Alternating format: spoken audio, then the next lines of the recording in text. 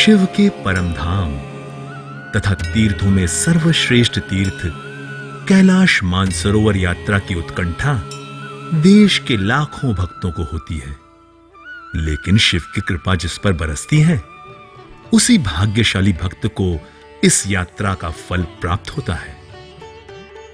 कुछ सालों पहले बहुत ही कम संख्या में तीर्थयात्री यहां तक पहुंच पाते थे, लेकिन आज भारी संख्या में अनेक भक्तों को हर साल कैलाश मानसरोवर की संपूर्ण यात्रा करवा रहे हैं Neelkanth tours and travels.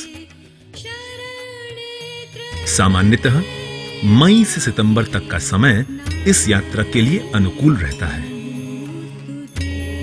Kailash Mansarovar यात्रा बहुत ही कठिन है। ऑक्सीजन की कमी के कारण यह यात्रा और भी मुश्किल सी हो जाती है, लेकिन हमें इस क्षेत्र की पूरी जानकारी एवं वर्षों पुराना अनुभव होने के नाते हम अपने यात्रियों की सारी सुविधाओं को ध्यान में रखते हैं और 13 दिन की यात्रा अत्यंत कुशलता से पूरी करवाते हैं।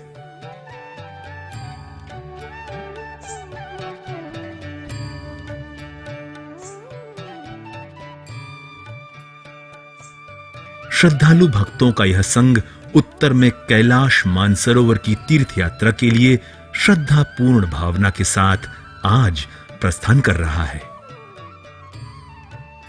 इनके परिवारजन अत्यंत उत्साह के साथ इंदिरा गांधी इंटरनेशनल एयरपोर्ट दिल्ली से उन्हें विदा कर रहे हैं। सभी के हृदय में असीम आनंद है।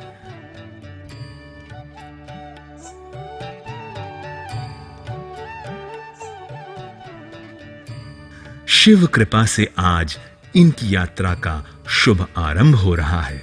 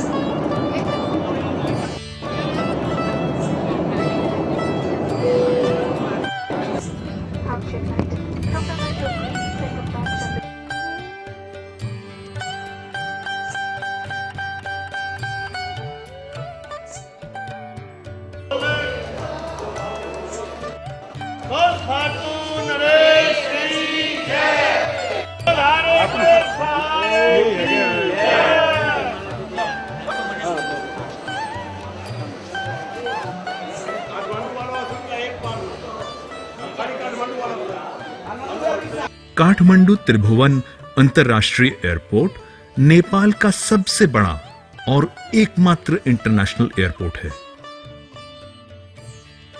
काठमांडू एयरपोर्ट से होटल तक सभी यात्रियों को हम 2x2 लग्जरी कोच द्वारा पहुंचाते हैं।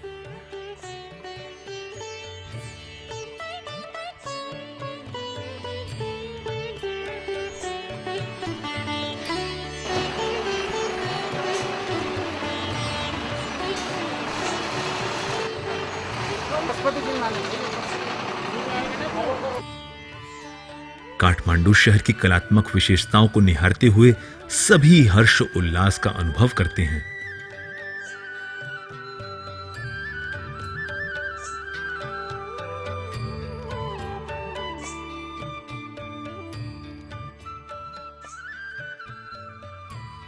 और इस हर्षोल्लास के साथ होटल तक कब पहुंचे इसका उन्हें पता ही नहीं चलता। यह है काठमांडू की 4 सितारा होटल।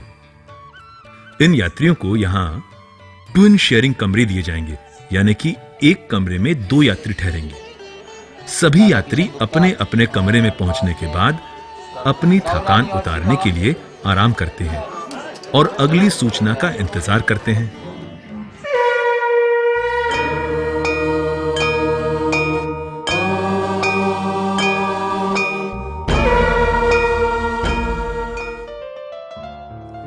अब सभी यात्रियों को होटल के कॉन्फ्रेंस हॉल में पहुंचने की सूचना दी गई है।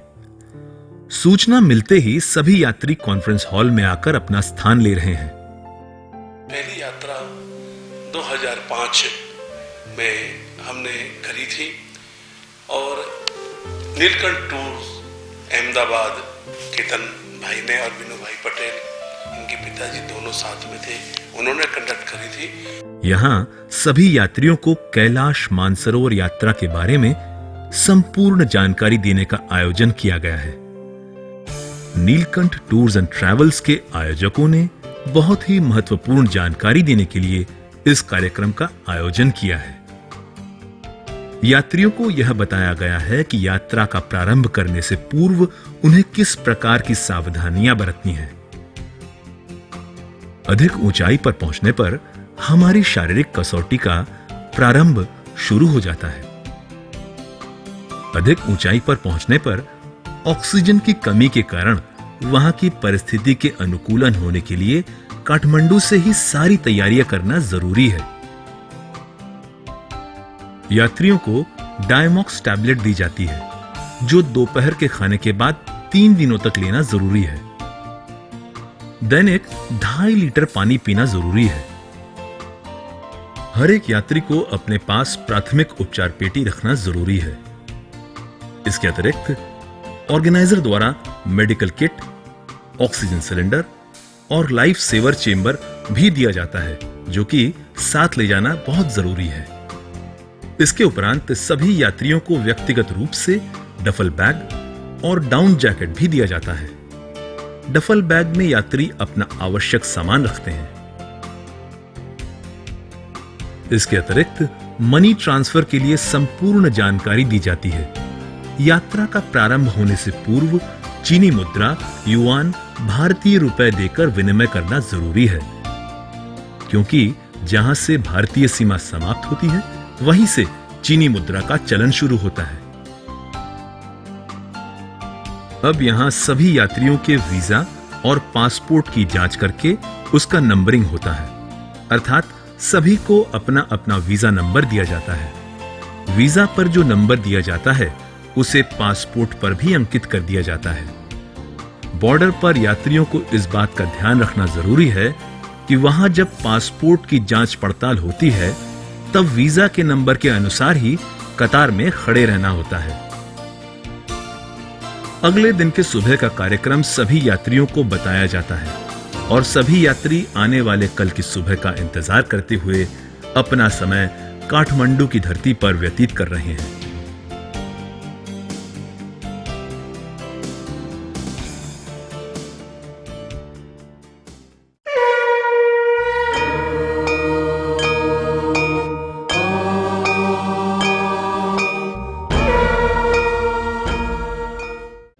आज सुबह यात्री काठमांडू के इस कोच के द्वारा काठमांडू के महत्वपूर्ण स्थानों के दर्शन के लिए जा रहे हैं, जिनमें पशुपतिनाथ, स्लीपिंग विष्णु या बूढ़ा नीलकंठ इत्यादि शामिल हैं। सभी यात्री अब कुदरती नजारों को देखते हुए आगे बढ़ रहे हैं।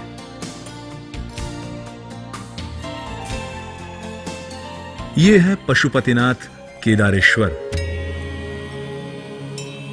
यह पशुपतिनाथ मंदिर 1500 साल पुराना है। यहां शिवरात्रि का त्योहार बड़े धूमधाम से मनाया जाता है।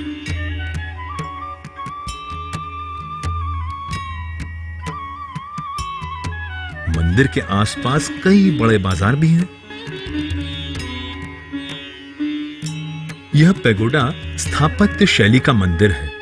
जिस पर सोने की परत चढ़ाई गई है। पश्चिम दिशा के दरवाजे पर नंदी की एक विशाल प्रतिमा है जो 6 फीट के घेराव में 6 फीट ऊंची है। यह प्रतिमा एक काले पत्थर से बनाई गई है और उस पर भी सोना चढ़ाया हुआ है। इस मंदिर की पूर्व दिशा में वासुकीनाथ है।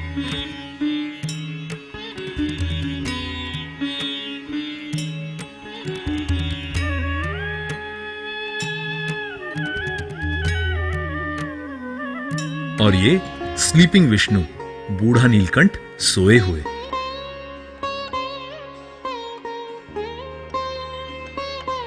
यह है नेपाल की एक पवित्र नदी बागमती, जो काठमांडू की घाटी से निकलती है।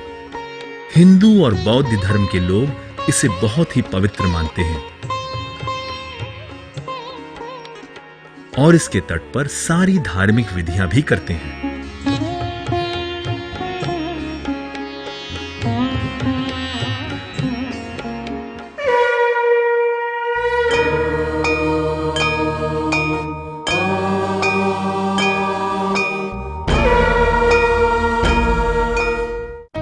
आज कैलाश मानसरोवर यात्रा का मुख्य प्रारंभ हो रहा है।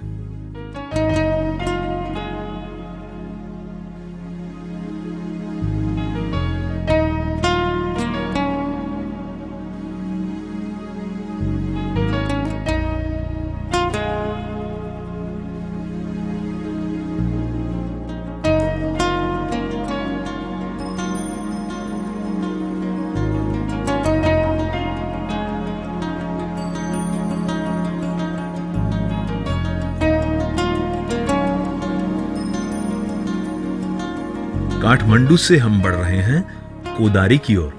कोदारी चाइना की सरहद है।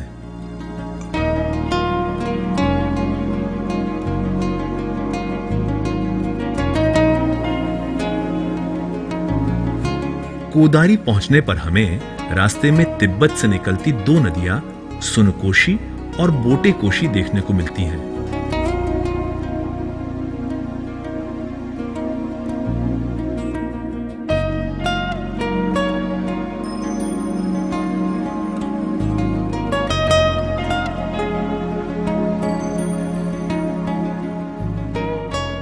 अब आगे बढ़ते हुए हम आ पहुंचे हैं एक पुल के पास। इस पुल का नाम है फ्रेंडशिप ब्रिज।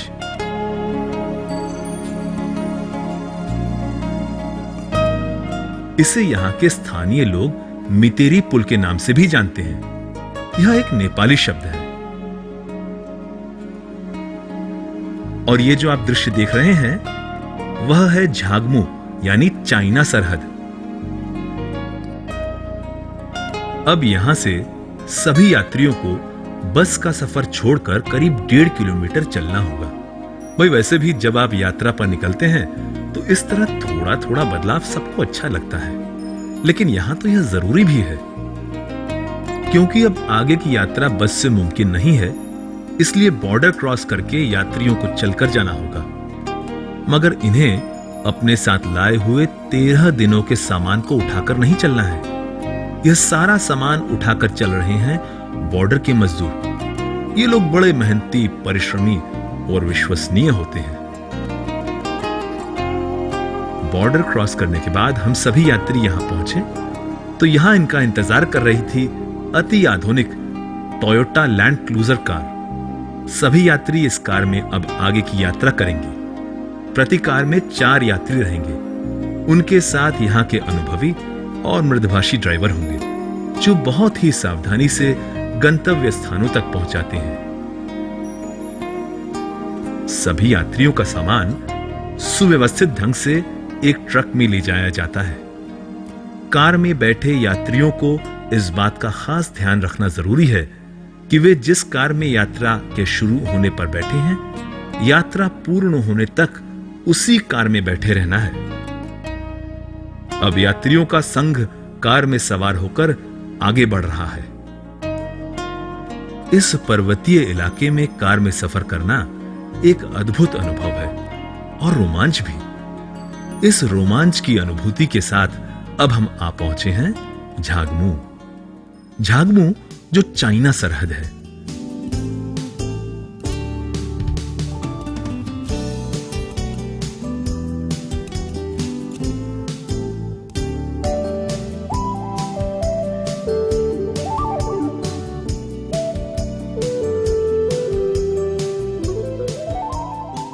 चीन की सरहद पर यहाँ के सुरक्षा अधिकारियों द्वारा कंप्यूटर से सभी यात्रियों के पासपोर्ट की जांच की जाएगी। सभी यात्रियों को यात्रा प्रारंभ होने के समय वीजा पर जो नंबर दिए गए थे उसके अनुसार कतार में खड़े रहना जरूरी है।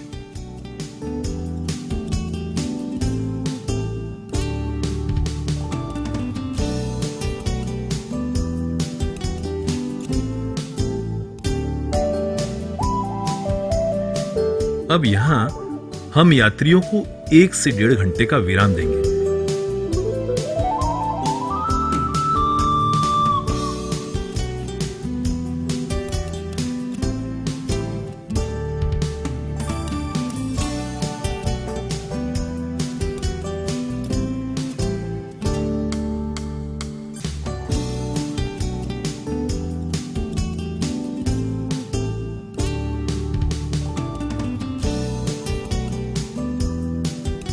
यहां भी भाविकों ने अपनी भक्ति के साथ ईश्वर को याद कर लिया।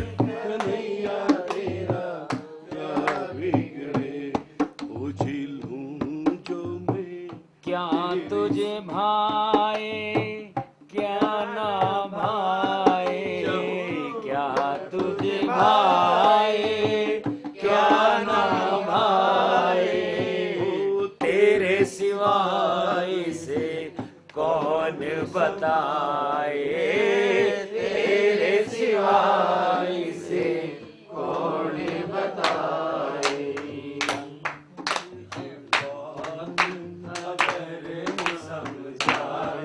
कन्हैया तेरा क्या बिगड़ेंगे, बात कर समझाए, कन्हैया तेरा क्या बिगड़े,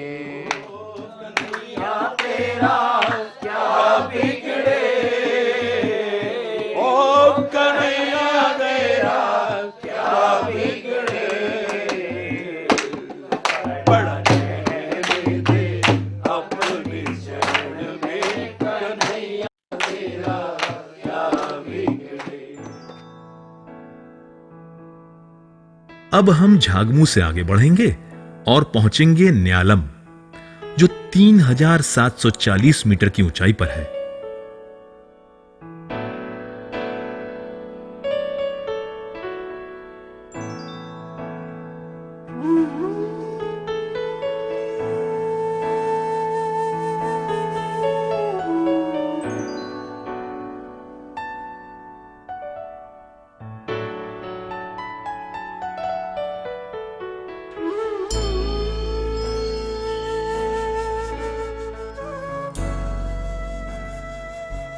और अब हम आ पहुंचे न्यालम। न्यालम में गेस्ट हाउस में हम ठहरेंगे। यहां हमें 2 दिन ठहरना होगा, जिससे परिस्थिति के अनुकूलन के लिए दूसरे चरण से हम अवगत हो सके, तथा यहां हम क्लाइंबिंग की प्रैक्टिस भी करेंगे।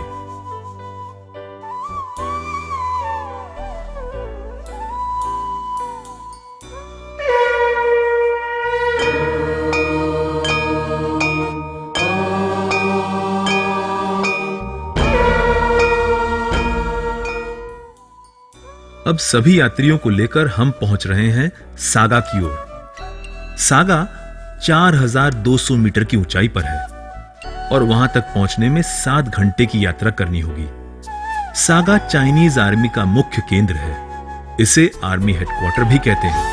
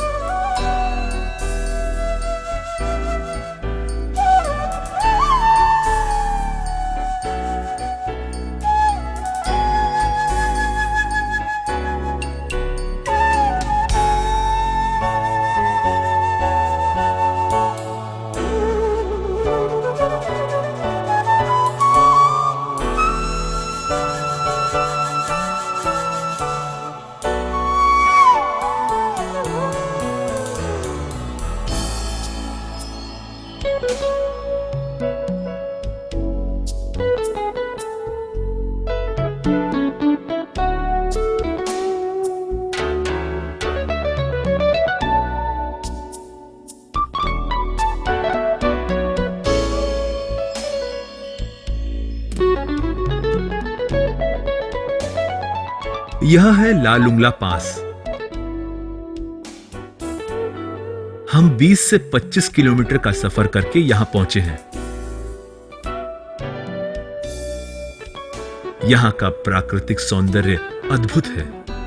यात्री यहां का नजारा देखते ही प्रसन्न हो उठते हैं और कुदरत के इस नजारे को अपने कैमरे में कैद करने के लिए तैयार हैं। इस क्षेत्र की ऊंचाई 5124 मीटर यानी मानसरोवर से भी अधिक है। यहां पक्की सड़कें नहीं होने पर भी यात्रियों को चलने में कोई असुविधा नहीं झेलनी पड़ती।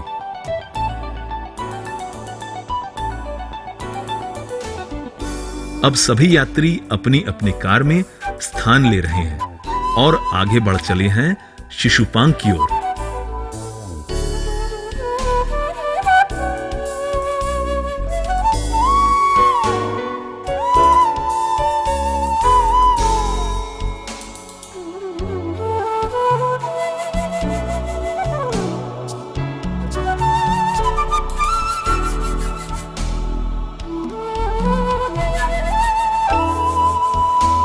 शिशुपांग में यह है चेक पोस्ट। यहां सभी गाड़ियों की परमिट चेक की जाती है। जब गाड़ियों की परमिट चेक होती है तब सभी यात्री कुछ देर टहलते रहते हैं।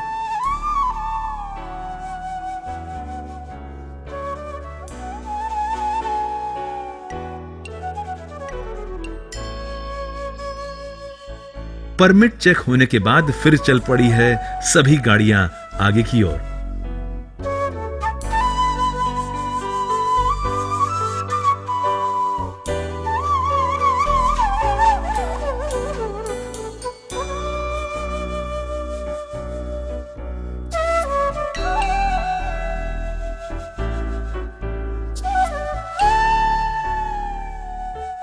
शिशुपांग का यह है पिगुत्सु लेक, जो खारे पानी का डायमंड आकार का तालाब है।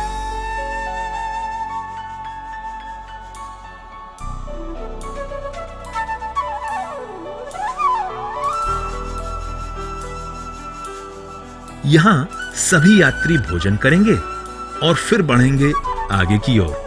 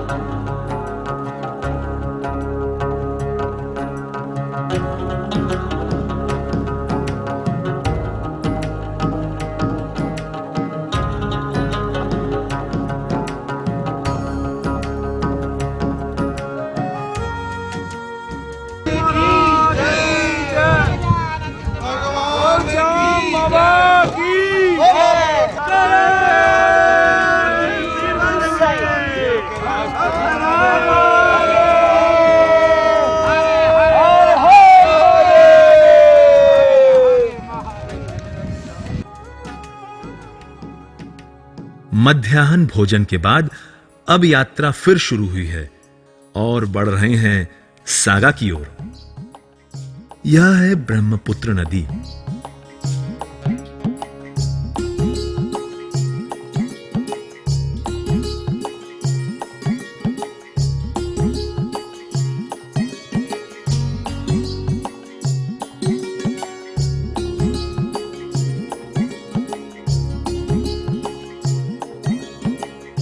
ब्रह्मपुत्र नदी पार करके यात्री काफी उत्साहित दिखे।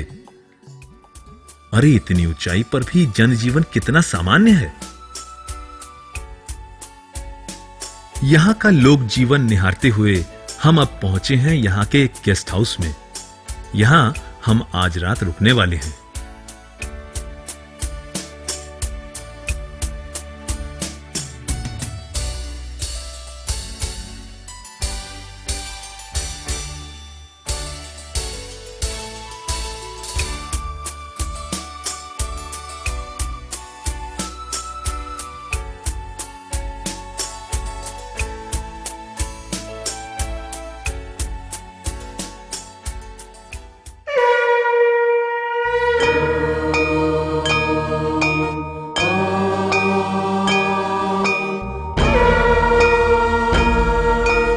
आज प्रातः हम सफर शुरू कर रहे हैं।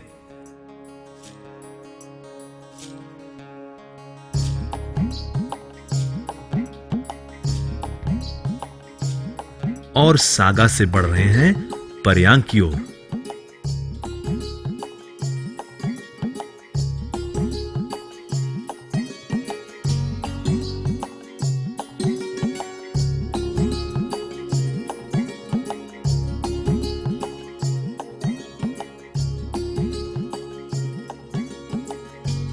फिर वही कार की रफ्तार और वही यात्री।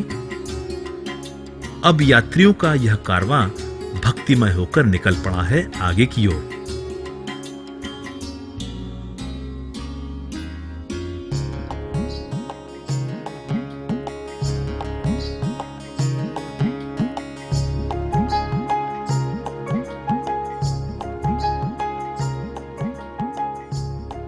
कुदरत का सौंदर्य निहारते हुए कब दोपहर हो गई पता ही नहीं चला।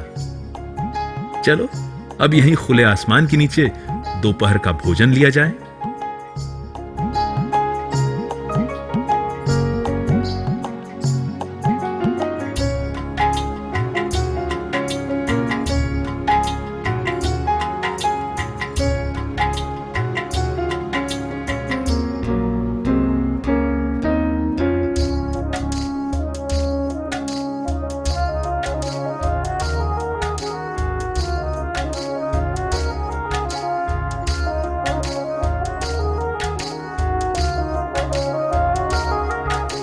भोजन के बाद आगे तो बढ़ना है, परंतु सभी यात्रियों का शारीरिक परीक्षण भी जरूरी है, क्योंकि बहुत ऊंचाई पर आने के कारण हमारे शरीर में ऑक्सीजन की मात्रा और ब्लड प्रेशर यानी रक्तचाप का परीक्षण होना जरूरी है। यात्रियों का परीक्षण हम आधुनिक साधनों द्वारा करते हैं। कैलाश मानसरोवर की यात्रा में इस बात का हम निश्चित रूप से ध्यान देते हैं, क्योंकि तिब्बत के इन पहाड़ी क्षेत्रों में डॉक्टर ढूंढना बहुत ही मुश्किल होता है, और अगर मिल भी जाए तो काफी दूरी पर। यह परीक्षण हेतु मात्र यही है कि आगे की ऊंचाई पर बढ़ने से पहले ही अगर किसी यात्री को कोई परेशानी हो तो उसका निवारण यहीं पर हो जाए। सभी यात्रियों का शारीरिक परीक्षण हो रहा है। उसी दौरान यात्रियों को यहां एक और मौका मिल गया कुदरत के सौंदर्य का रसपान करने का।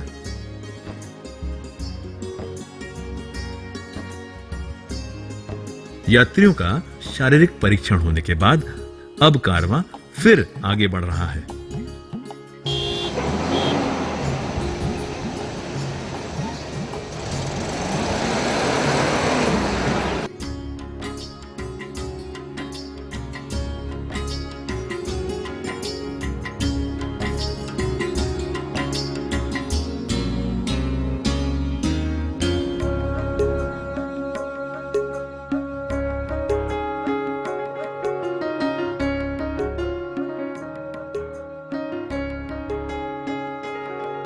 वो जो आप देख रहे हैं वो एक आश्रम है। चलो वहीं पहुंचकर उसके बारे में बात करते हैं। यह है परमार्थ पर्यांग आश्रम। इस आश्रम की स्थापना परम पूज्य चिदानंद सरस्वती स्वामी ने की थी। इस आश्रम में हमारी सभी जरूरतों का पूरा ध्यान रखा गया है। यहां सभी यात्री कमरों में ठहरेंगे, आराम करेंगे व रात्रि भोजन भी लेंगे। पर्यांग करीब 4500 मीटर की ऊंचाई पर है। हमने 285 किलोमीटर का सफर 8 घंटों में पूरा किया है। सभी यात्रियों को अपना अपना डफल बैग नंबर के अनुसार सुपुर्द कर दिया जाता है। उनके कमरों तक यह बैग शेरपा स्टाफ पहुंचा देते हैं।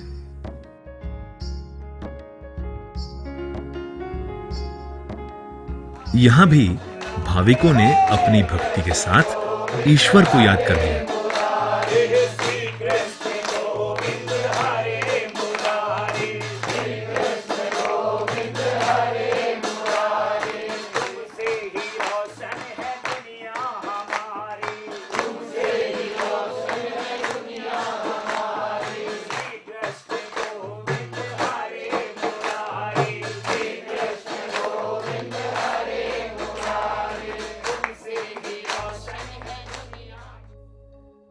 अब रात यहीं गुजारने के बाद हम कल सुबह जल्दी से उठकर पहुंचेंगे वहां जहां पहुंचने को सारे यात्री बहुत ही उत्सुक हैं, बेताब हैं। वो स्थान है मानसरोवर। यहीं तो सभी यात्री अपने अपने सपनों में अपनी अपनी कल्पना का मानसरोवर देखेंगे, मगर उसकी कल्पना कितनी सच है यह तो अब भाई कल ही पता चलेगा।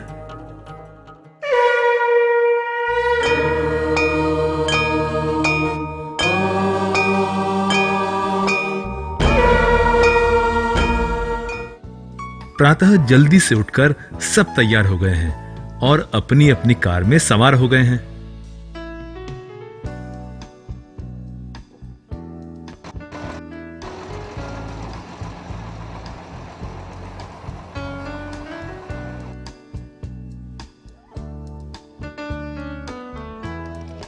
हम पर्यांग को राम राम करते हैं। अब हम हमारी उत्कंठा और आशा की किरण के बहुत करीब पहुंचने वाले हैं।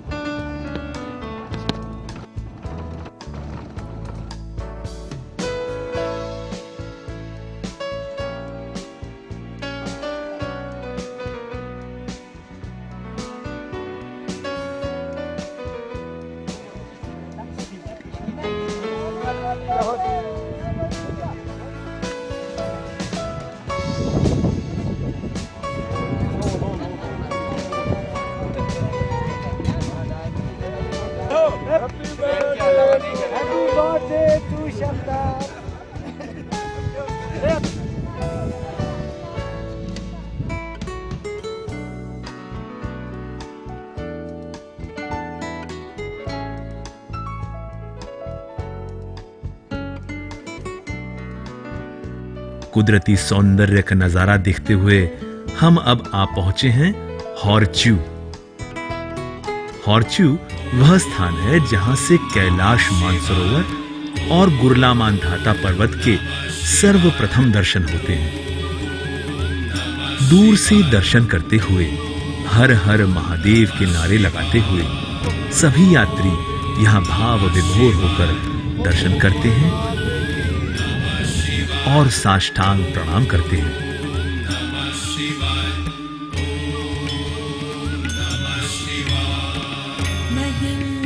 सभी भक्ति भाव में लीन होकर ओम नमः शिवाय के मंत्रोच्चार से सारे वातावरण को शिवमय बना देते हैं। दूर से तो मानसरोवर के दर्शन हो गए, पर यात्री पास पहुंचने के लिए उतावले हैं।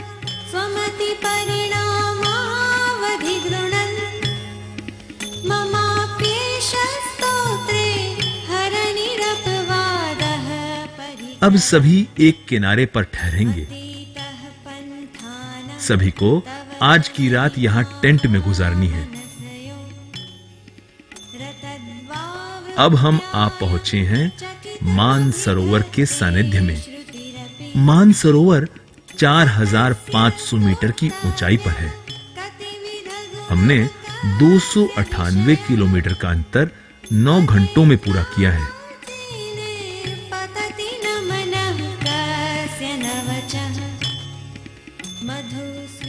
मानसरोवर के पास पहुंचते ही भाविक भक्तों ने वहां पुण्य स्नान का आनंद लिया और परमात्मा की कृपा की अनुभूति भी की।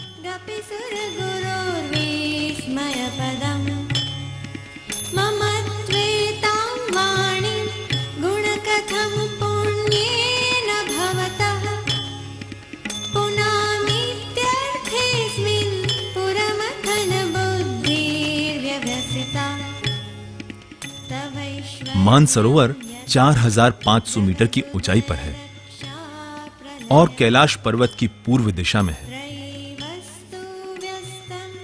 यह 300 किलोमीटर वर्ग में फैला हुआ है। इसकी ज्यादा से ज्यादा गहराई 300 फीट है। इसका पानी स्फटिक जैसा पारदर्शक और मीठा है। दूर तक मात्र आंखों से पानी का तला दिखाई देता है। यहां मिट्टी या कीचड़ नहीं है।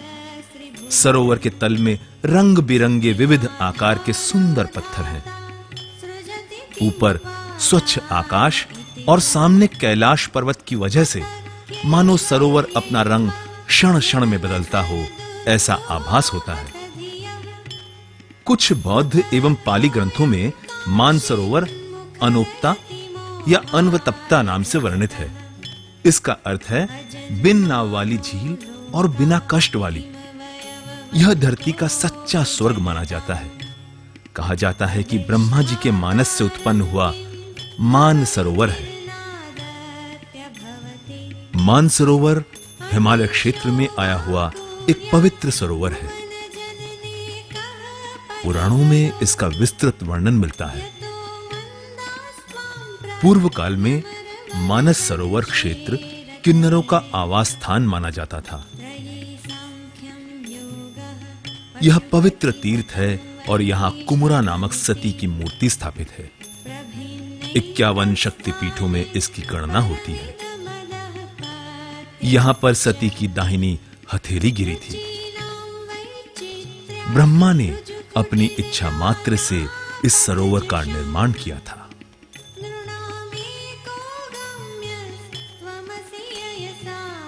भक्तजनों ने अपना समय यहां पूजा अर्चना में बिताया है।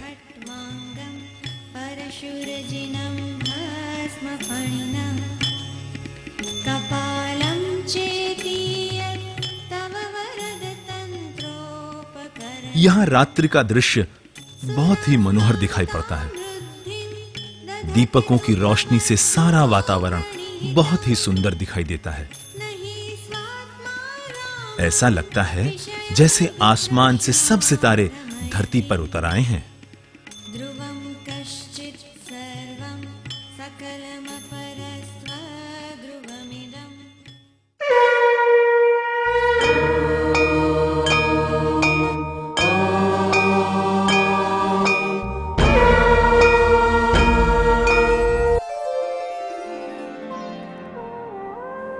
सुबह होते ही सभी यात्री अपने टेंट से बाहर निकले और यहां की सुबह का दर्शन किया और पवित्र स्नान का महत्वपूर्ण लाभ उठाया। सुबह सुबह ले शिव का नाम, कर ले बंदे ये शुभ काम। स्नान के बाद सभी भाविक भक्त अब अर्घ्य पूजा के लिए बैठ गए हैं। संपूर्ण धार्मिक विधि अनुसार पूजा करने के लिए यहां कोई पंडित नहीं मिलते, परंतु यात्रियों के साथ कुछ ऐसे भी भक्त होते हैं जो पूजा पाठ की विधि से भली भांति परिचित हैं और सभी इस पूजा में शामिल होते हैं। शिव का नाम, कर ले बंदे ये शुभ काम। ओम नमः शिवाय,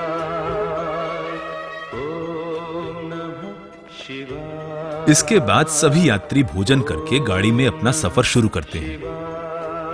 मानसरोवर की परिक्रमा।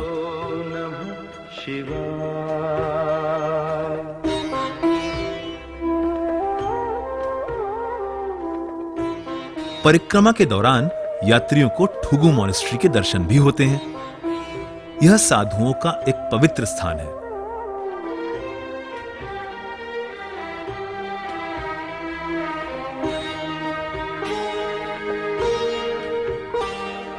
खुद को राख लपेटे फिरते।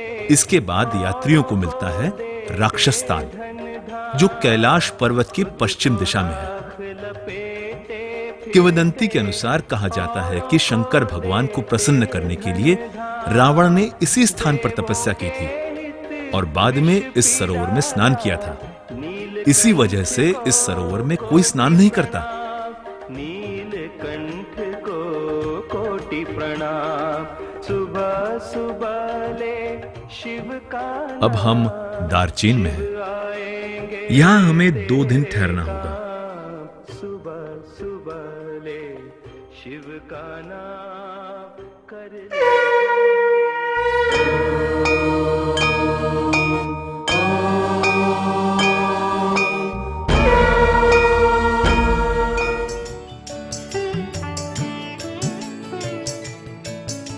आज हम भक्तों को लेकर पहुंच रहे हैं अष्टपद और नंदी पर्वत की ओर।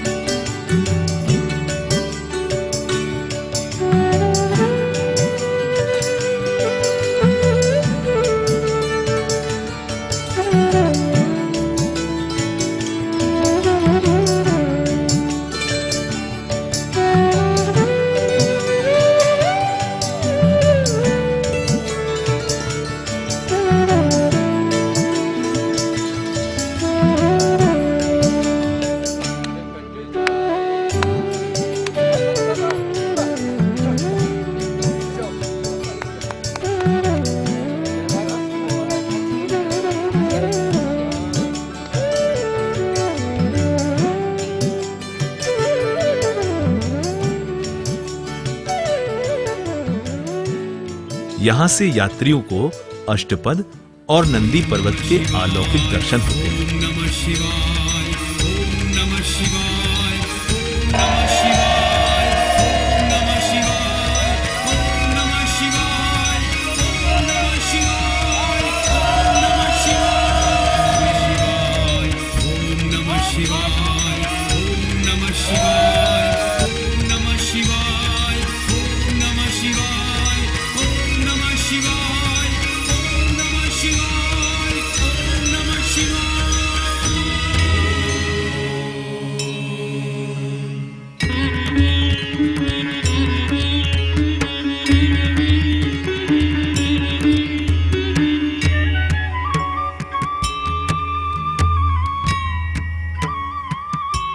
यहां सभी भाविक भक्तों ने एक और भक्तिमय प्रस्तुति की।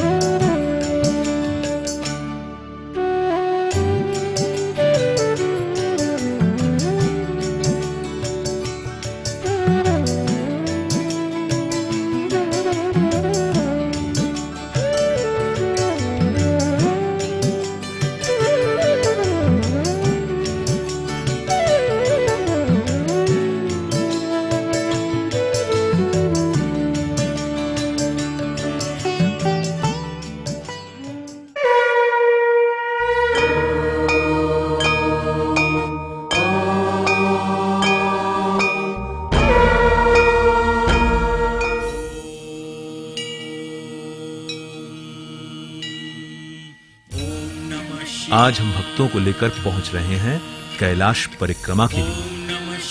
कैलाश परिक्रमा के लिए भक्तों को 52 किलोमीटर का पथ पैदल चलकर तय करना होगा।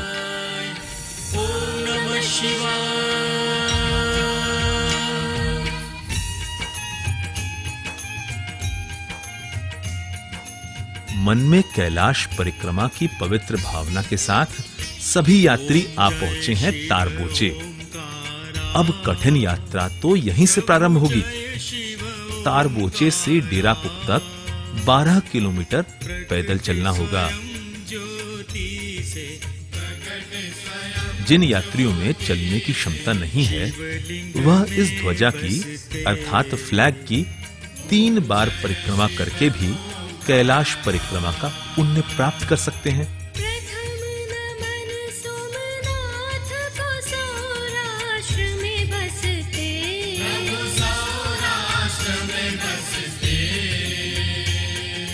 चंड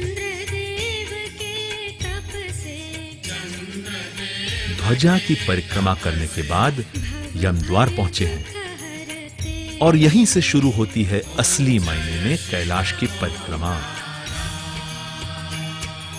द्वितीय नमन मल्लिकार्जुन श्रीशैल पे बसते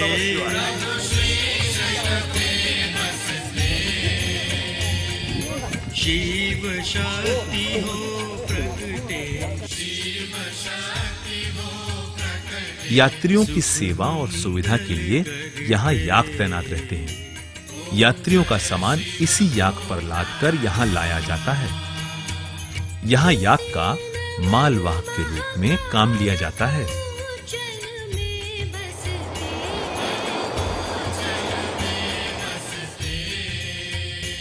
अब यहाँ से 42 किलोमीटर पैदल चलना है।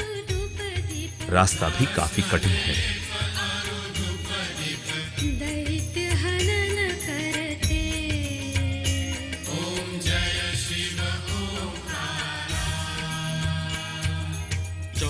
जिन यात्रियों को पैदल नहीं चलना हो उनके लिए यहाँ टट्टू भी हाजिर है।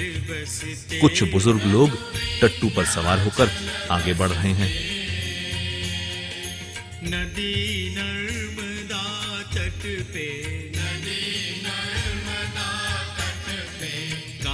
कुदरती सौंदर्य से भरपूर इसी जगह पर यह झरने आकर्षण के केंद्र बने हैं।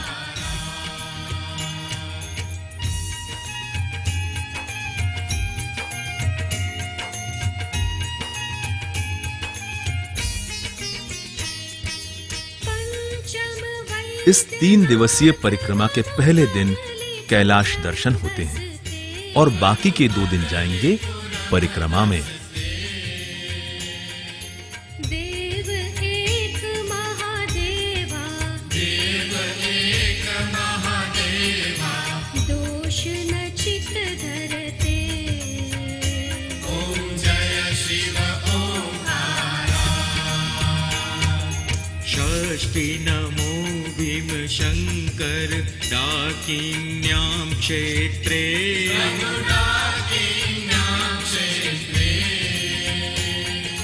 दानव भीम भयंकर, दुष्ट का वध करते। ओम जय शिव ओंकार। यात्रियों के लिए आराम और कुछ नाश्ते के प्रबंध के लिए यहाँ तिब्बतियों द्वारा इस टेंट को खड़ा किया गया है। यात्री इस टेंट में अल्प आहार ग्रहण कर अपनी थकान भी कुछ देर के लिए उतार लेते हैं। चाय नाश्ता करके सभी यात्री अब फिर से आगे बढ़ रहे हैं।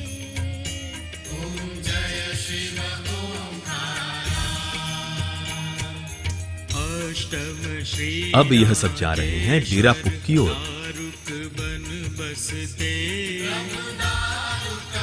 यह जो रास्ते में दिख रहा है वह है गणेश पर्वत।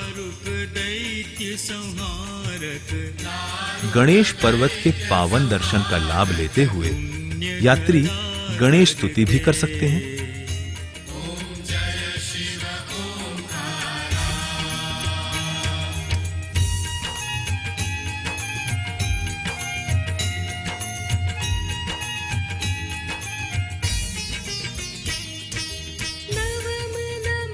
गणेश पर्वत के दर्शन के बाद सभी यात्री आ पहुंचे हैं डेरा पुक।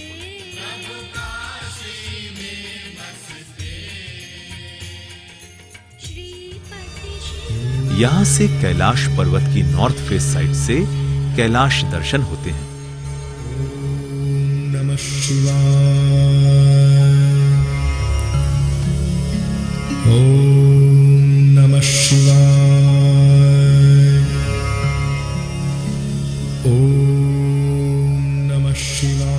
दिन कहां ढल गया पता ही नहीं चला। शाम ने भी हमसे दूरी कर ली और हम रात की कगार पर आ चुके हैं। आज रात हम डेरा पुक में ही इन टेंटों में बिताएंगे। जय शिव शंकर, जय कैलाशपति।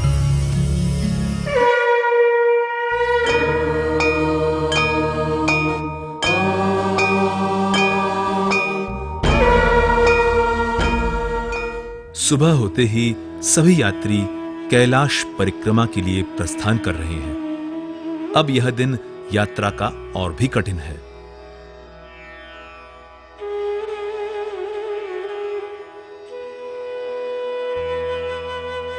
यहां से 18 किलोमीटर चलकर पहुंचना है जुथुलपुक।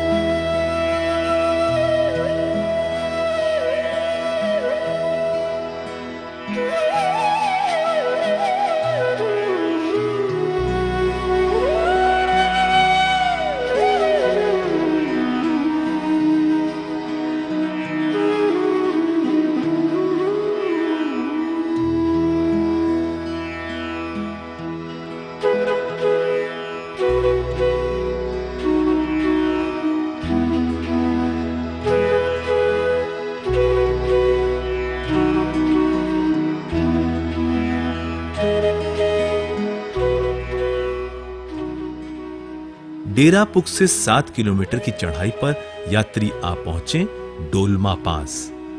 मगर इससे पहले रास्ते की बाईं ओर जो यह कुंड नजर आ रहा है, इसे कहते हैं गणेश कुंड।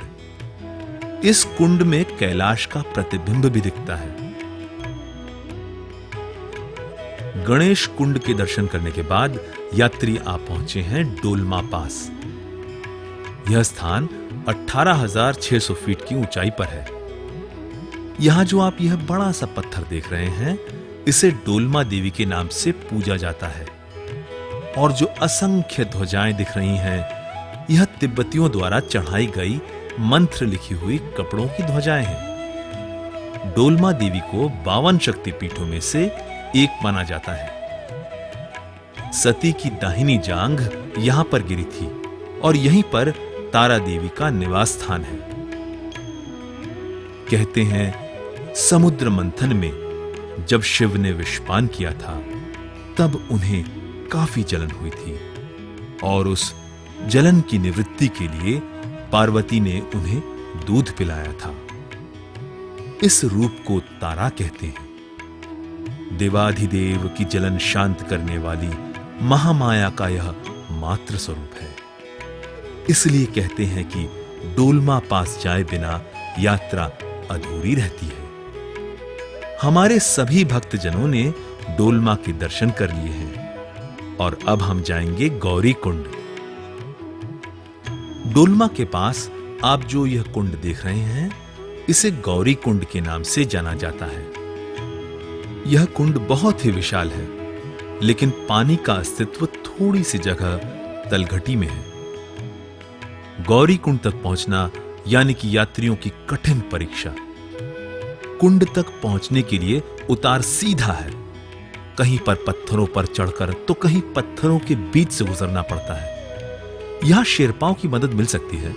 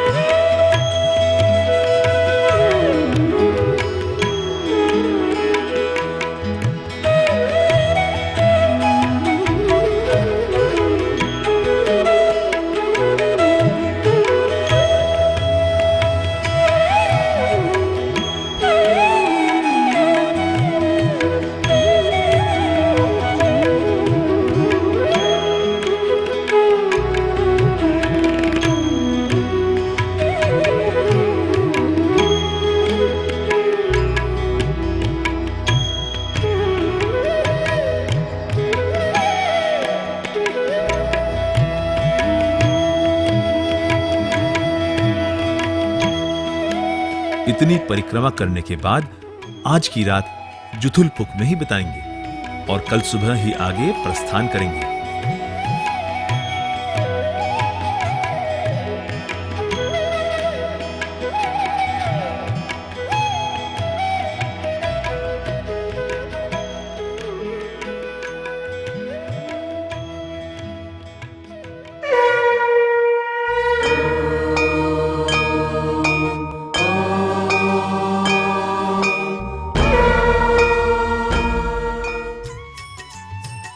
आज का दिन इस यात्रा का अंतिम चरण है। यहां से 8 किलोमीटर उतरते हुए यात्री आनंद के साथ परिक्रमा पूरी होने का पुण्य प्राप्त करके भक्तिमय हो गए। नमः शिवाय बोलो, ओम नमः शिवाय जी। सारे ही मंत्रों का सार इसमें सभी यात्री भक्ति भाव से हर हर भोले के नारे लगाकर एक दूजे को मिलकर भावुक हो बम गए। बम भोले महादेव का नाम नहीं बिसराए जी। बम बम भोले महादेव का सबके चेहरे पर कैलाश परिक्रमा की संतुष्टि दिखाई दे रही है। करुणा से जीविए आज इनके जीवन का सबसे बड़ा महत्वपूर्ण दिन है। करुणा से जीविए मुक्ति पाए जी। यह वो क्षण है जिस क्षण की आज तक इन्होंने सिर्फ अनुभूति ही की थी, मगर आज शिव जी ने इन्हें जैसे साक्षात दर्शन दिए। शिवाय बोलो, ओम नमः मानो शिवाय इस जन्म का पुण्य इन्होंने आज कमा लिया। शिवाय जी। सारे ही मंत्रों अब इनकी का कोई भी सार इच्छा इसमें बाकी नहीं रही। समाए जी। सारे ही मंत्रों कैलाश मानसरोवर की पवित्र यात्रा करने के बाद आज सारे भक्त मानो स्वर्ग से वापस धरती की ओर जा रहे हैं। बम बम भोले महादेव का नाम नहीं बिसराए जी। भोले बाबा की करुणा से जीविए मुक्ति पाए जी। भोले बाबा की करुणा से जीविए जिस रास्ते से हम कैलाश पर्वत पहुंचे, उसी रास्ते से वापस होते हुए आगे बढ़ रहे हैं काठमांडू की ओर। कैलाश मानसरोवर की यात्रा का सौभाग्य प्राप्त हुआ। 2005 नीलकंठ टूर्स के तत्वाधान में ही, जो अहमदाबाद से है, 65 लोग थे और इस बार हम लोग 68 हैं। बहुत ही सुंदर यात्रा वो भी थी। मुझे कहने में बहुत आनंद का महसूस कर रहा हूं मैं। ये मेरी व्यक्तिगत मेरी फीलिंग है ये, कि उस बार जो आनंद आया था और इस बार जो आनंद है उसमें कई गुना ज्यादा वृद्धि हुई है। और इसका कारण एक ही है कि हमारा जो आपस में जो एक हार्मोनिकल जो बिहेव था, हमारा एक जो भाईचारा था, हमको जो भी अगर तकलीफ भी हुई हो तो मेरे तक तो आज तक कोई बात नहीं आई कि मुझे किसी प्रकार की तकलीफ हुई हो। हर व्यक्ति ने, माताओं ने, बहनों ने, सबों ने भी उस तकलीफ को हंस के सहा। और यह यात्रा है भी बड़ी दुखदाई, लेकिन हमने भगवान की कृपा के साथ साथ हमारी जो सहनशीलता है, उस सहनशीलता ने इस यात्रा को इतना सुगम बना दिया कि आज हम अपने आप में तरोताजा महसूस कर रहे हैं अपने एक दूसरे को।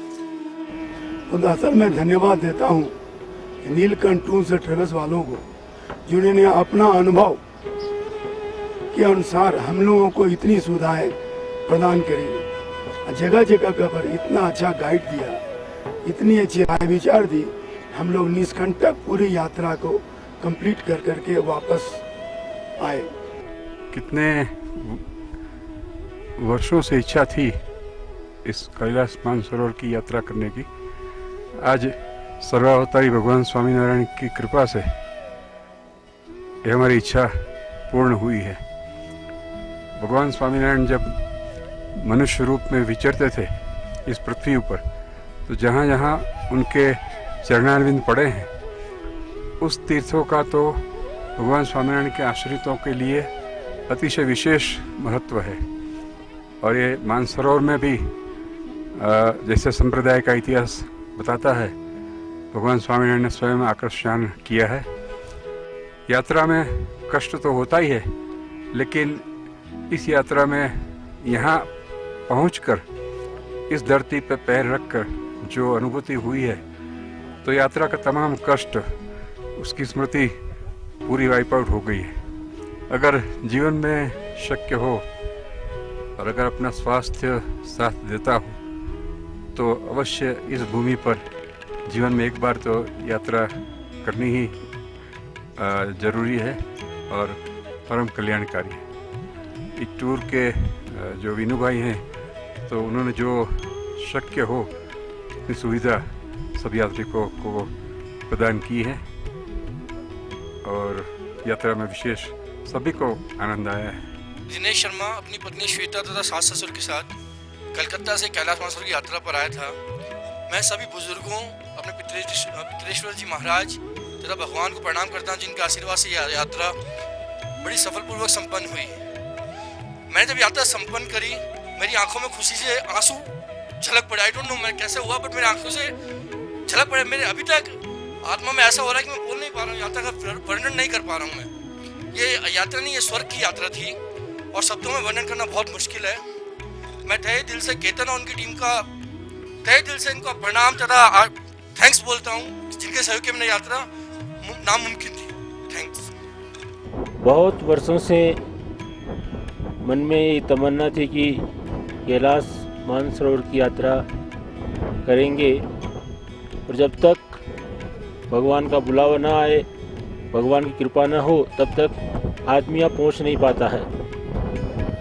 हमारा भी परम सौभाग्य था कि नीलकंठ टूर्स एंड ट्रैवल्स के द्वारा केतन विनू भाई पटेल जो संस्थापक हैं, मालिक हैं इसके, इनके संयोजन के अंदर हमें इस यात्रा का दर्शन करने का, यात्रा का सौभाग्य में प्राप्त हुआ। फिर भी मैं धन्यवाद देता हूँ इस यात्रा कंपनी को कि हर साल न जाने कितने लोगों को ये यात्रा करवाती है कैलाश की। मैं मानता हूँ सबसे बड़ा कोई पुण्य कार्य है तो कैलाश की यात्रा करवाना ये सबसे बड़ा पुण्य है। पर कैलाश मानसरोवर तक लेके आना यात्रियों को और निर्विघ्न वापस लेके जाना, ये एक बहुत बड़ी यात्रा कंपनी की जवाबदारी होती है। और विनू भाई पटेल, केतन जो इनका बालक है, बहुत ही अच्छे ढंग से इन्होंने, बड़ी सुंदर व्यवस्था इनकी रही, बहुत ही अच्छी तरह से हम लोगों को इन्होंने यात्रा करवाई है। भगवान से मैं इनके लिए खूब खूब मंगल कामना करता हूँ, क्योंकि ये जीवन क्षण भंगुर है, न जाने कौन सी सांस अंतिम सांस होगी। इसलिए अधिक से अधिक अगर हम धार्मिक यात्राएं करें, भगवान का नामस्मरण करें, और ऐसी पवित्र भूमि जहाँ पे कैलाश मानसरोवर, जहाँ पे देवी देवता, ऋषि मुनि, देव गंधर्व सब आकर के यहाँ पे स्नान करते हैं, बाबा की पूजा करते हैं यहाँ पे आकर के, तो ये कोई सामान्य जगह नहीं है, बड़ी विशेष और पावरफुल जगह है ये।